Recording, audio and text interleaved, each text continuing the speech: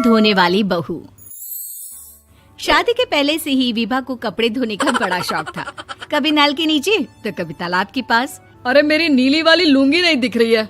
विभा की अम्मा, कहाँ रखी है लुंगी? अरे वो तो विभा ने परसों ही धोकर रखी थी आपकी अलमारी में, देखो वहीं होगी। वो ना मैंने आज धो दी, मुझे लगा कि गंदी हो गई होगी। अरे कैसे गंदी हो गई थी? उसे तो मैंने पहना भी नहीं। हे भगवान, इस लड़की के कपड़े धोने की आदत से परेशान हो गया हूँ मैं। जितना तो घर में राशन नहीं आता, उससे कहीं ज्यादा डिटर्जेंट पाउडर का खर्चा है। इसकी शादी करवा दो, शादी। एहे, रहा नहीं जाता, तड़प ही ऐसी है ना। नहीं, सोके। जाए अपने घर में ही करे काम, फिर चाहे घर के कपड़े धोने हो या पूरे गांव के। हाँ ठीक बोल रही हो, देखता हूँ मैं कोई लड़का। वो दिन भी आ जाता है जब विभा को देखने लड़के वाले आ जाते हैं। लड़की मुझे अच्छी लगी। होने वाली सास कहती है, बेटी अगर कुछ पूछना है तो पूछ लो। वैसे तो हमारी लड़की बहुत ही शर्मीली है, जो बोल दो वो मान लेती है, इसे क्या पूछना होगा। अरे कैसी बात कर रही हो माँ, मुझे इन लोगों के घर रहना है, सवाल तो कई है। हाँ हाँ बेटा, पूछ लो ना, क्या पूछना है। आप लोगों के घर कपड़े कौन धोता है? सास का मुंह बन जाता है। देखो, अगर तुम ये कहना चाहती हो कि तुम्हें कपड़े धोने नहीं आते तो सुन लो, कपड़े मैं ही धोती हूँ, लेकिन तुम्हारे आ जाने के बाद मैं रुमाल तक नहीं धोऊंगी। अरे चुप रहना भाग्यवान, बहू बेचारी घर आई नहीं, उसे डराना शुरू कर दिया। वो क्या है ना बिटिया, अभी तक तो ये कल्लू की माँ ही धोती थी, लेकिन अब तुम्हारे पापा तो दहेज में वॉशिंग मशीन देंगे ही। तभी विभा की माँ बोल पड़ती है, सवाल भी पूछा तो क्या। वैसे भाई साहब, मशीन की तो फिर भी कपड़े धोने की कैपेसिटी होती है। मतलब जो बिटिया दे रहे हैं ना विभा, इसे कपड़े धोने का बहुत शौक है। ये आप लोगों के क्या, आस पड़ोस गांव मोहल्ले सबके कपड़े धो दे और उफ तक ना करे। बाहर देखा नहीं आपने कितने कपड़े सूख रहे हैं? सब हमारी बिटिया ने ही तो धोए हैं। बस भी करो ना माँ, शर्म आ रही है इतनी तारीफ सुनकर। और तो और एक दाग निकाल कर दिखाओ तो मान जाऊं। हाँ अच्छा, माफ करना बेटा, मैंने गलत समझा। हमें तो रिश्ता बहुत पसंद है। और ऐसे जुड़ जाता है रिश्ता कपड़े धोने का शौक रखने वाली विभा का। उसकी शादी हो जाती है कोयला फैक्ट्री में काम करने वाले कल्लू के साथ। शादी के बाद अचानक विभा चिल्लाती हुई सास के पास आती है। सासू माँ, अरे सासू माँ कहाँ है आप? ये तो धोखा है, धोखा दिया आप लोगों ने मुझे। इसे ससुर के चक्कर के बारे में पता चल गया। अरे तो उसमें तुझे क्यों धोखा मिला है? अरे नल में पानी नहीं आता, कपड़े कैसे कब धुलेंगे? अच्छा, तू पानी नहीं आ रहा उसकी बात कर रही है। तो आपने क्या सोचा? कुछ नहीं। अच्छा, तेरी माँ ने कहा था कि कपड़े धोने का शौक है तुझे, याद आया मुझे।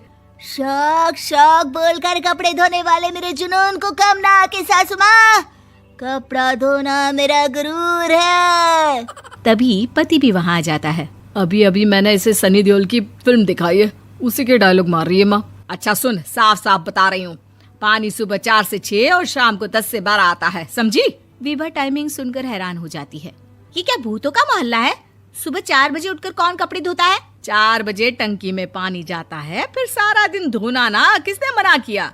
अरे कैसी बात कर रही हैं? 200 लीटर की टंकी में कितने कपड़े धो लूंगी मैं? सुबह ही उठ जाऊंगी मैं। अब क्या था, विभा सुबह 4 से लेकर रात के 12 बजे तक कपड़े ही धोती रहती। एक रोज सास पड़ोस से निकलकर कहीं जा रही होती है कि साथ वाली कहती है, हाँ कल्लू की माँ, जरा ये बताओ कि 2 साड़ी है, 2 ब्लाउज और एक पेटीकोट और एक नाड़े वाला लंबा कच्छा। हाँ तो? अरे तो क्या, कितना लोगी धुलाई ये बताओ। धोबन दिख रहे हैं हम क्या? हमारे पति सरकारी नौकरी से अभी रिटायर हुए हैं और बेटा सुपरवाइजर है कोयला फैक्ट्री में। धोबन समझ रखा है हमें।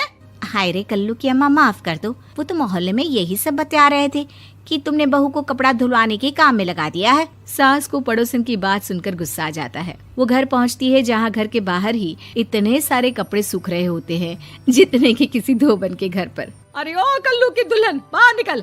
माँ जी यहीं आ जाओ, बाथरूम में चादर धो रहे हैं हम। अरे अभी हम धोते हैं, तुमको बाहर निकलो। ये आस पड़ोस वाले बोल रहे हैं कि हम बहू से कपड़े धुलवा कर उसे कपड़ा धोने वाली बना दिए हैं। अरे छोड़ो ना माँ जी, किन लोगों की बातों में आती हो? आस पास के लोगों का तो काम ही होता है कि वो किसी तरह सास बहू को लड़ा दे। बहू सारे घर के कपड़े धोती है, ये क्या कम है? बोलिए। सास को भी लग जाता है कि वो बहू का ये सनकीपन नहीं छुड़वा सकती, इससे अच्छा है कि खुद ही चुप हो जाए। एक रोज सास और बहू मंदिर जाते हैं, जहाँ सास की साड़ी वहाँ खड़ी भीख मांगने वाली से मिलती है। माँ जी क्या बात है, आपकी साड़ी उस भिखारन से कितनी मिल रही है ना? हाँ हाँ देखो तो दोनों की साड़ी मिल रही है। क्या बात है कल्लू की अम्मा, तुम खुद को तो अफसर की बीवी बताती हो और ऐसी सिंपल सी प्लेन साड़ी पहनकर घूमती हो। सिंपल और प्लेन नहीं है ये साड़ी। तो क्या सोने के धागे से फूल बने हैं? कुछ भी सासू माँ, कुछ भी। हाँ बने थे इस साड़ी में सोने के धागे से फूल। मेरे पति लेकर आए थे मद्रास से स्पेशली मेरे लिए 10,000 की। ताहे भाई साहब इस भिखारन के लिए भी सेम टू सेम साड़ी लेकर आए होंगे 10,000 की। सास उस वक्त तो कुछ नहीं कहती, लेकिन बहू के साथ घर आती है और अलमारी से एल्बम निकाल कर लाती है। ये साड़ी देख रही है, ये वही साड़ी है जिसे मैंने अभी पहना था। इस साड़ी में ये जो चमकदार फूल दिख रहे हैं ना, ये सोने के धागों से काढ़े गए हैं। लेकिन तू लोकल वॉशिंग मशीन ब्रश से घिस घिस कर सारे फूलों को निकाल कर साड़ी प्लेन कर दी। मुझे माफ कर दीजिए सासू माँ। और तो और, जब मैंने तुझे तेरी गलती के लिए कुछ नहीं कहा, लेकिन तूने तो सबके सामने मेरा मजाक ही बना दिया। क्यों? बहू को समझ में आ जाता है कि अब से उसका कपड़े धोना बंद।